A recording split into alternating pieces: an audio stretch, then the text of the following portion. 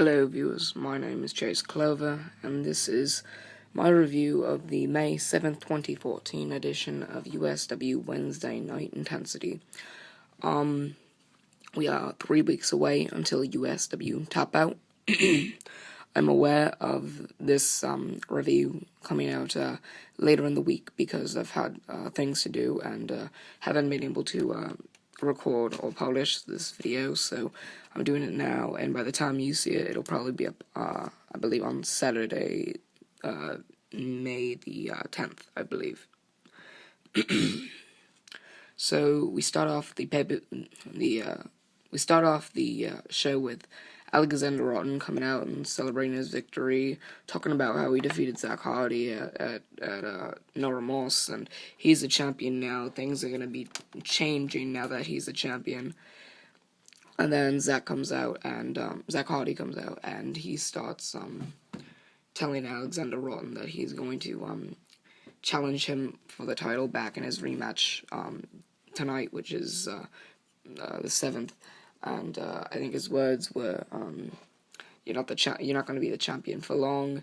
Have fun with your 3-day reign because I'm going to win the title back tonight." Something like that, and that pretty much invokes his rematch clause that he has or his rematch, and so he uses that to his advantage to get the title match, and it'll apparently be tonight instead of, I would have guessed, tap out, which I would have assumed he would have invoked it in, but you never know. But you ended up finding out later on the night. The first match of the night, Chain Reaction defeated Lane. Chain Reaction started punching Lane down at the end of the match, and then Lane came back and hit the fast lane, but then covered him for a 2 count. Chain Reaction got his foot on the rope. And then Lane went for a fast lane again. He missed, and then Chain Reaction hit him with the chain link without the ref seeing, and then covered Lane and got a 3 count. After that, Kyle Reese announced that there are a few people who will be returning later on that night. You would find out who it was at the end of the night, or at the end of the show. And I'm not going to get into it right at this moment, but I will when I get to that point. The second match of the night, Fernandez defeated Amor by submission. Amor lost to Gringo this past Sunday by countout, and now he faced Gringo's partner, Fernandez, and lost by submission. So he gave Gringo 5 points at No Remorse, and Fernandez 10 points tonight, or he gave him 10 points that past night. The next thing that happened was Capital demanded Lone Wolf give up his chances at the USW World Heavyweight Championship. Lone Wolf was very disagreed a lot to that, and then something happened later on the night, and then you would end up finding out at the end of the show. If you had watched, then you're just listening to the recap or the review or whatever you want to call it, and so at that point you'll just I'm just going off on a limb there, but back on topic. The third match of the night was a Fatal 4-Way Bulletproof Series match. Prophecy vs. Rush vs. DHIG vs. Greyhound. DHIG won by submission. DHIG gets 10 points, just as Fernandez gets 10 points. DHIG this past Sunday, I believe he defeated Rush by countout, so he's, I believe, 15 points in the rankings now.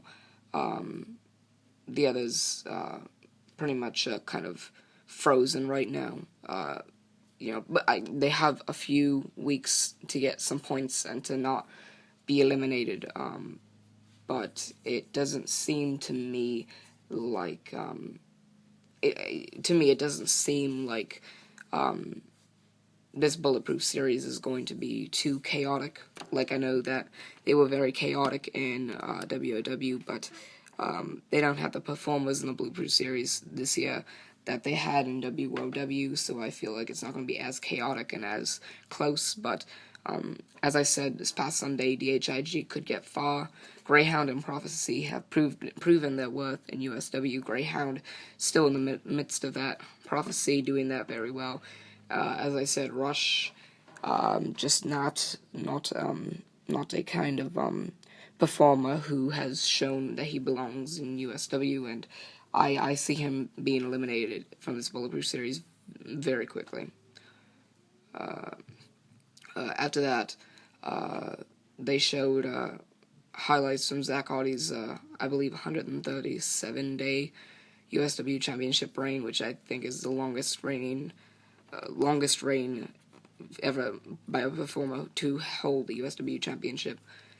And afterwards, then Kyle Reese got a phone call saying that the I guess guest, as you would call them, would be there at the end of the show. Much to Reese's despair that he thought they would be, midst of the show. But it ended up being a great ending to the show. So I'll leave you with that one. The fourth match of the night, Gringo defeated Philip Akron by pinfall, gaining 7 points in the Bulletproof series. So I believe that would put him at 12 points right now. Not completely sure.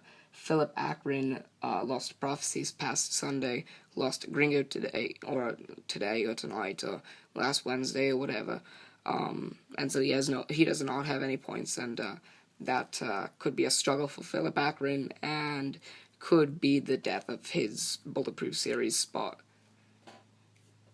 Alright, after I need to, and my chair is creaking. After that, another scenario, I guess. Blade showed up to Switchblade and said he didn't like him in his business pretty much, because Switchblade, when they were partners, was kind of in his business and did not give him, I guess, privacy. I don't know when, I don't even know if he was, talking on the phone, if he was texting, emailing, if he was talking to an employee or somebody, I don't know, or something, I have no clue, and I guess Blade got upset at this, and Switchblade didn't care, and I guess challenged him to a match at Tap Out, and not a good storyline, not a good way to put the storyline, because you haven't seen Switchblade do anything in Blade's business, and so it's kind of like that. I never knew that happened, and they haven't really been on TV. I mean, well, let me say this: they haven't been on Intensity for a few months now. Well, before that, they hadn't been on Intensity since like February or March. And I remember that they said if they hadn't won the tag titles back at USW Cold Greatness 9, that they would leave USW. Apparently, this wasn't true because they're still here. So, yeah, that's pretty much how that happened. So it looks like we're gonna get Blade vs. Switchblade at USW Tap Out 2014. I forgot what day it was.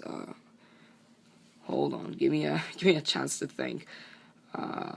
Before and then, so I believe it would be May 25th. I believe May 25th, 2014. I believe would be USW Tap Out 2014. I believe it's $29.99 to rent on pay-per-view, and I think if you go down there, it's like $15 for the ticket. But looks like we're getting Switchblade vs. Blade again. Fifth match of the night, Majgada defeated Western Light. Good match, good performance. Not as good as I would have thought they would have had a match, but it proved worthy of a kind of put up match in on Intensity, and kind of did pretty well. Got over with the fans. The fans seemed to be into it. It was an okay match. I can't say it was a great match because it's not Cold Greatness 9 worthy or Cold Greatness at all worthy, this kind of match. But I think that if they had put a Cold Greatness worthy match, then that could have been the main event, and that could have, kicked out Rotten and Hardy in the main event. The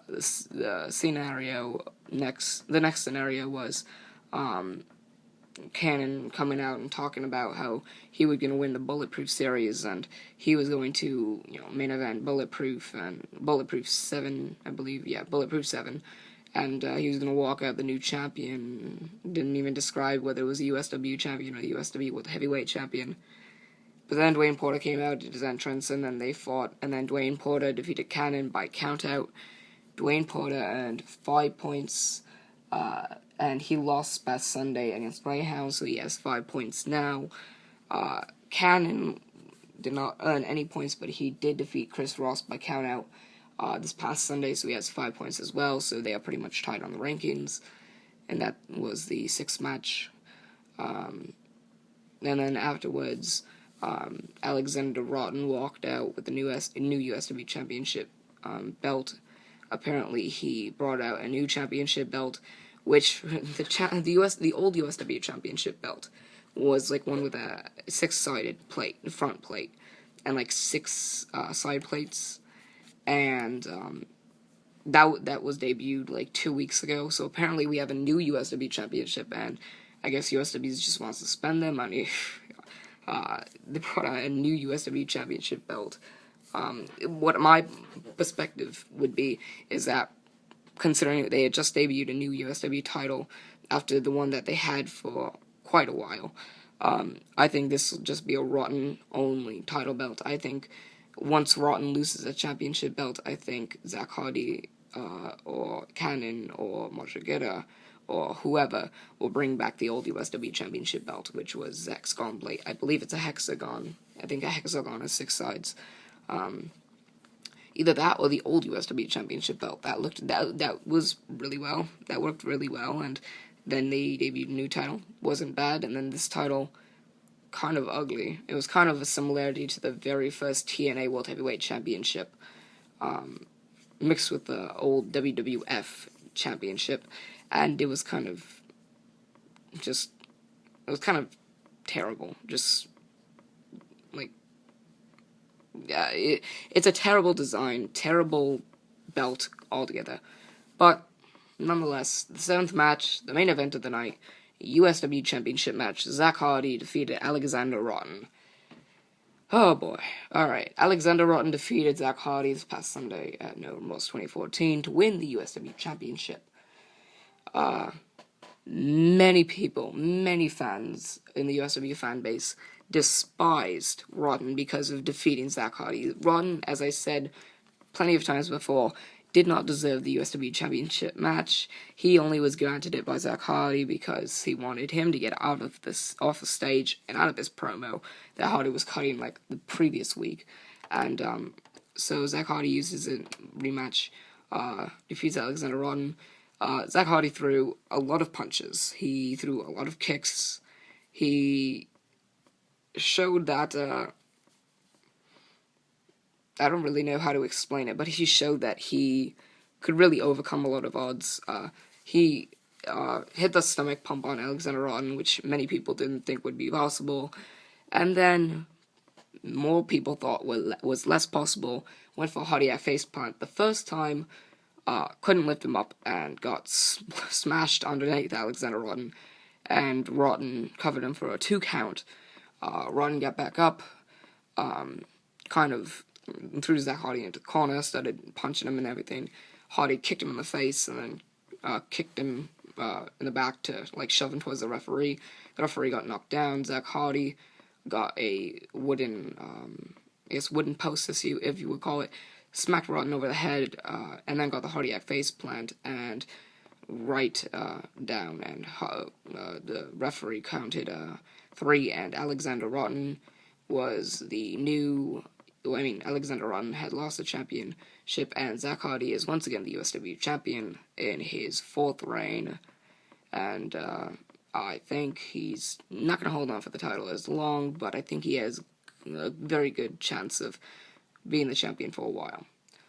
And after that, to close off the show, High Risk and I forgot the other one, Queen or something, I don't know, They walked out and said they wanted to take control of USW. Now, High Risk and Killer Queen, I think it was. No, I think it was just Queen. High Risk and Queen, pretty much, High Risk is Kyle Reese's parents. I mean, his dad. High Risk is Kyle Reese Sr., Kyle Reese is Kyle Reese Jr., and then Queen is Reese's cousin. And so both of them have had wrestling experience and whatever.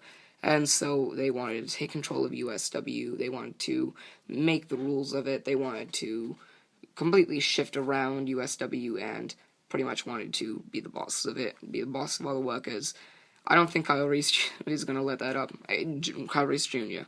I don't think he's going to let High Risk and Queen take over USW. I think it's just part of a script, and in my perspective, I think it'd be funny to see Kyle Reese vs. High Risk with Queen in High Risk's corner at one of the pay-per-views. Maybe Bulletproof 7. Keep the rivalry, I guess, or script or whatever going until Bulletproof. Bulletproof 7. Kind of like a Vince McMahon and Bret Hart. WrestleMania, I think 26 or 20. Yeah, I think it was 26. I think that moment, that would be pretty funny to watch. But yeah, that was my review on the May 7th, 2014 edition on USW Wednesday Night Intensity. Remember to like, favorite, and subscribe for more. I'm Chase Clover, signing off.